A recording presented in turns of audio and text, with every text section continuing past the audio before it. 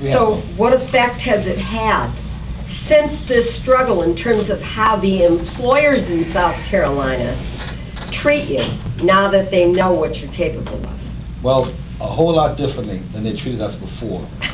Because they see us as, I guess, the most militant local within the ILA system. The ILA boasts the fact that we haven't had a work disruption in the last 25, 30 years. And, of course, we paid a price for that as well. It's a lot of compromising, a lot of not standing up for basic, fundamental workers' rights. We've given away jurisdiction, and some that I'm fighting for to recapture in Charleston has been in place now for 30 years. But it's up to me and some of the people that I'm working with to try to change that. Even last year, my local was the only local that actually held out to get its pension increase the way we thought we should have gotten an increase. And we were threatening a strike. And the USMX, which is like the PMA over here, sent a letter threatening us that if we do this, they're going to sue me personally and my local, because we had signed that master contract, that coastwide contract, which has a no strike provision.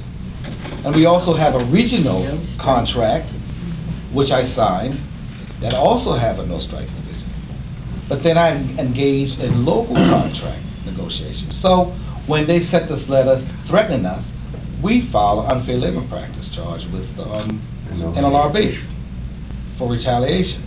And so the attorneys for USMX came down, the attorneys for the National Labor Relations Boards came down, and they were just going on their argument that, you know, I already signed a no strike provision. Well, the Labor Department ruled that, well, you know, it appears that he has 3 different contracts, and unless he has 3 signed, he doesn't have any contract. Therefore, you are in violation for threatening him to sue him.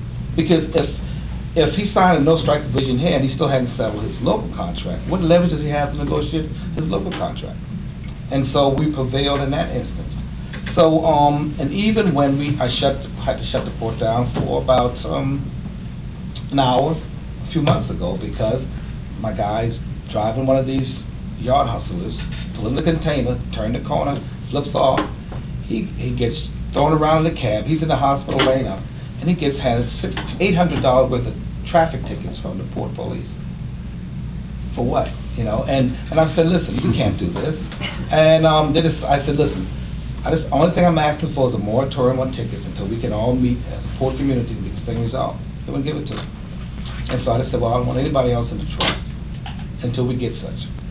I don't want a single truck moving nowhere in the Port of Charleston. Mind you, and it took 1 hour. These guys know what it is, but some others may not. In 1999, that was $63 million of commerce per day going through that port. It shuts down for an hour and everybody wakes up. Yeah.